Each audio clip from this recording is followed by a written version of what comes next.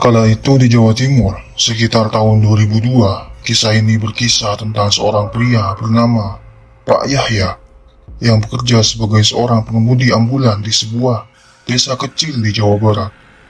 Desa ini dikelilingi oleh perbukitan hijau dan hamparan sawah yang membentang luas, menciptakan pemandangan yang indah dan damai.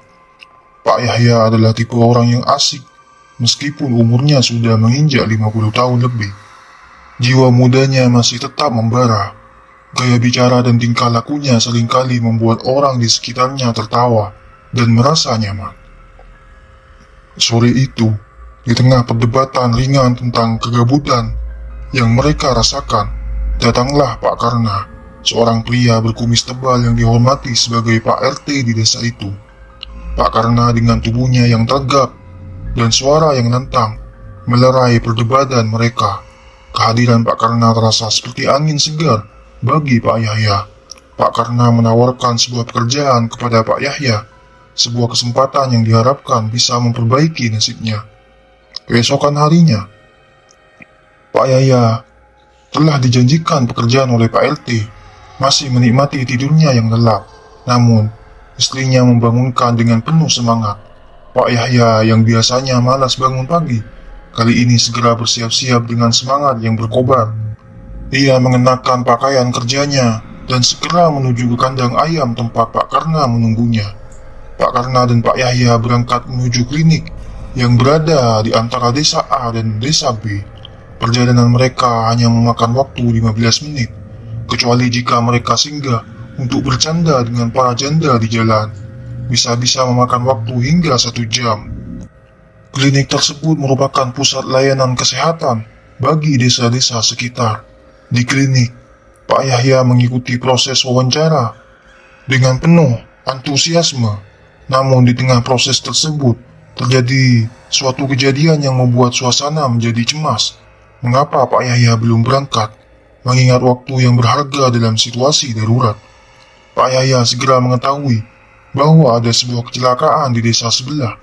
Sebagai pengemudi ambulan, tugasnya adalah memastikan bahwa pasien mendapatkan perawatan medis secepat mungkin. Dengan sigap, Pak Yahya bergegas menuju ambulannya, meninggalkan segala urusan pribadinya demi tugas yang lebih penting. Perjalanan menuju lokasi kecelakaan terasa begitu tegang.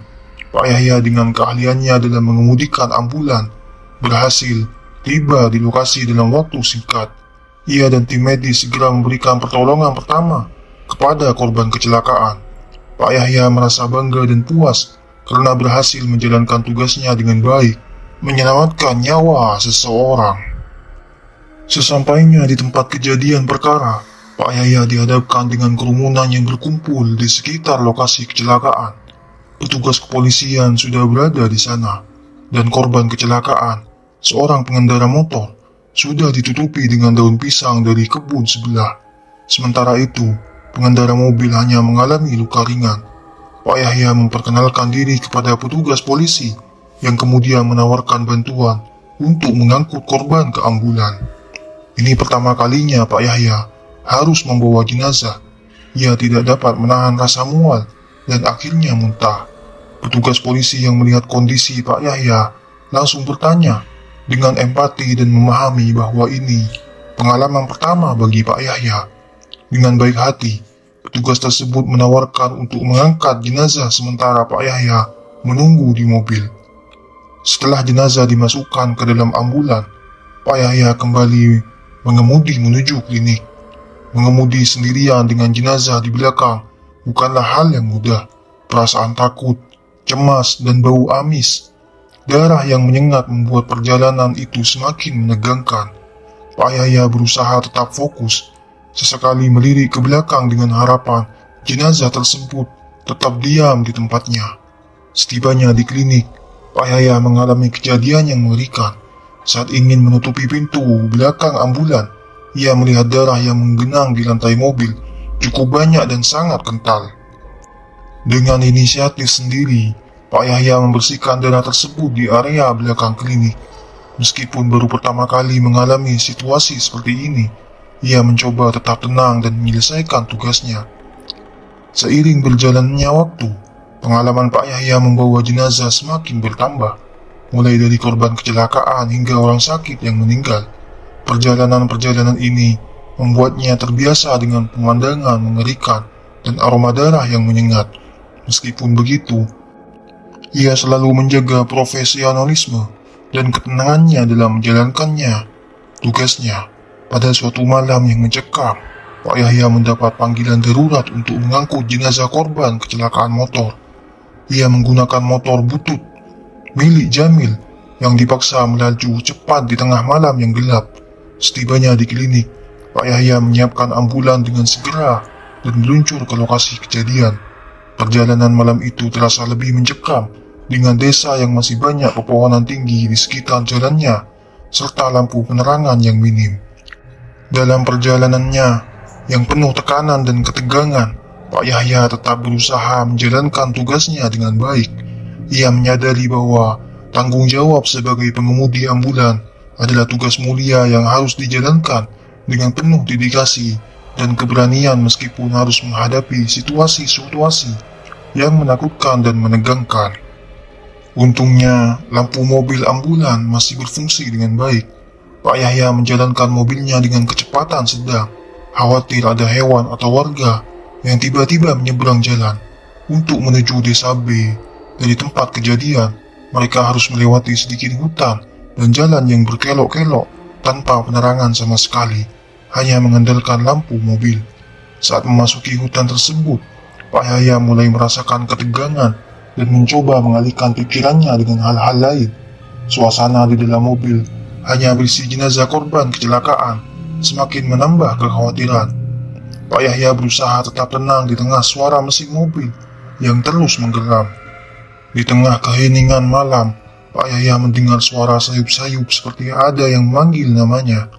Ia mencoba meyakinkan dirinya bahwa itu hanyalah halusinasi dan berusaha fokus pada jalan di depannya. Namun, suara itu semakin jelas terdengar, seolah-olah datang dari arah jenazah di belakangnya. Pak Yahya menyebut doa untuk menenangkan dirinya, tapi pikirannya semakin kacau. Keadaan panik membuatnya menginjak gas lebih dalam, berusaha mempercepat laju mobil agar segera keluar dari hutan tersebut. Di saat yang bersamaan, suara itu berubah menjadi tangisan seorang anak kecil, membuat Pak Yahya semakin ketakutan. Suara tangisan itu terdengar jelas dari arah belakang, dari tempat jenazah berada. Pak Yahya mencoba tetap fokus, menolak untuk melirik ke arah spion lagi, karena bayangan yang ia lihat sebelumnya sudah membuatnya merinding. Namun suara tangisan itu semakin keras, seolah-olah berasal dari jenazah di belakangnya. Dengan tubuh yang gemetar dan lemas, Pak Yahya berusaha tetap tenang dan mengemudi menuju desa B. Lampu-lampu jalan di desa B mulai terlihat, memberikan sedikit rasa lega bagi Pak Yahya. Ia mencoba melirik ke arah spion lagi, dan anehnya, sepanjang perjalanan di dalam desa B, semuanya tampak normal dan tidak ada kejadian aneh yang menimpanya. Namun ketakutan itu kembali saat mobil meninggalkan desa B dan memasuki hutan menuju klinik. Rasa takut yang luar biasa melanda Pak Yahya lagi. Meskipun tidak ada apa-apa yang terlihat di spion, ia yakin bahwa suara itu berasal dari arah belakang. Suara tangisan itu menjadi keras dan jelas. Adalah suara seorang anak kecil yang Pak Yahya yakini berasal dari salah satu korban kecelakaan. Semakin lama suara tangisan itu semakin keras, membuat Pak Yahya merasa sangat cemas. Pak Yahya kembali fokus pada jalan di depannya, mencoba mengesampingkan suara-suara aneh tersebut. Selama 15 menit perjalanan yang terasa seperti selamanya, akhirnya Pak Yahya tiba di klinik dengan selamat. Ia segera menurunkan jenazah dan merasa lega setelah tugasnya selesai. Namun kejadian aneh di malam itu meninggalkan bekas yang mendalam pada Pak Yahya.